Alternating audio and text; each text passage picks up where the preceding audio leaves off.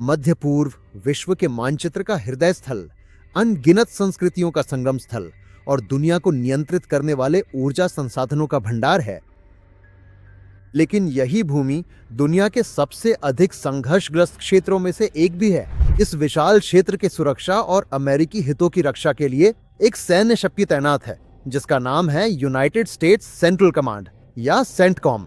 इस वीडियो में हम देखेंगे कि फ्लोरिडा के टैंपा में स्थित ये सैन्य संगठन किस तरह दुनिया के दूसरे छोर पर स्थित 21 देशों की किस्मत तय करता है। साथ ही उनकी इतिहास, उन्होंने लड़े युद्ध और आने वाली चुनौतियों के बारे में भी हम और करीब से जानेंगे। सेंटकॉम क्या है?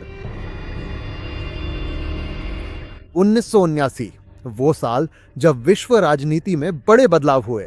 ईरान में क्रांति हो रही है, अमेरिकी राजनयिकों को बंधक बना लिया गया है। इसके तुरंत बाद सोवियत संघ ने अफगानिस्तान पर चढ़ाई कर दी। मिडिल ईस्ट में अमेरिका का प्रभाव सवालों के घेरे में आ गया था।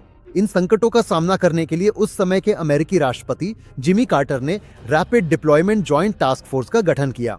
लेकिन एक स्थायी व्यवस्था की आवश्यकता को समझते हुए राष्ट्रपति रोनाल्ड रीगन ने मध्य पूर्व के लिए 1 जनवरी 1983 को सेंट्रल कमांड की आधिकारिक घोषणा की।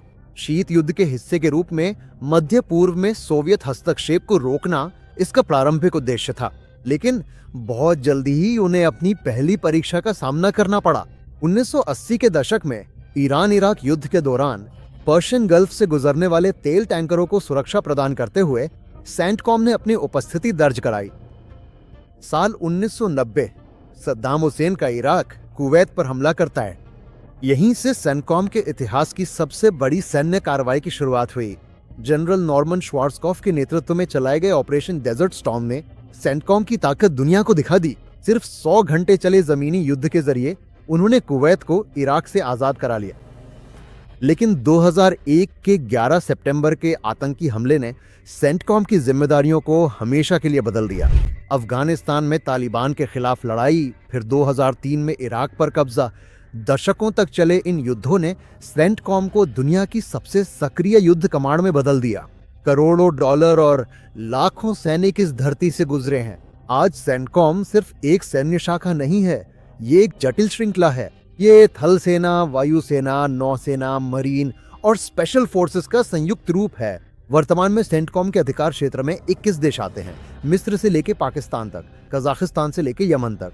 इसमें दुनिया के 3 सबसे महत्वपूर्ण जलमार्ग शामिल हैं: स्वेज नहर, बाबल मंदब और हॉर्मुज जलडमरू मध्य। विश्व व्यापार की जीवन रेखा इसी मार्ग से होकर गुजरती है। आधुनिक समय में इस कमांड के सामने चुनौतियां लगातार बदल रही हैं।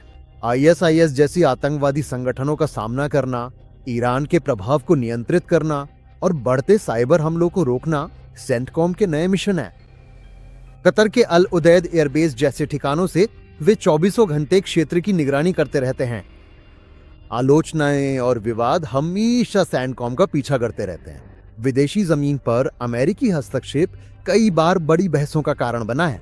फिर भी उनके समर्थकों का तर्क है कि मध्य पूर्व की अस्थिरता के बीच सेंटकॉम उस क्षेत्र के लिए एक सुरक्षा कवच के रूप में खड़ा है। बदलती विश्व व्यवस्था में चीन और रूस के बढ़ते प्रभाव को पार करते हुए सेंटकॉम कैसे काम करेगा, ये इस समय एक महत्वपूर्ण सवाल है। इसीलिए उपरोक्त परिस्थितियों से जूझते हुए ही इस कमांड का संचालन होता है।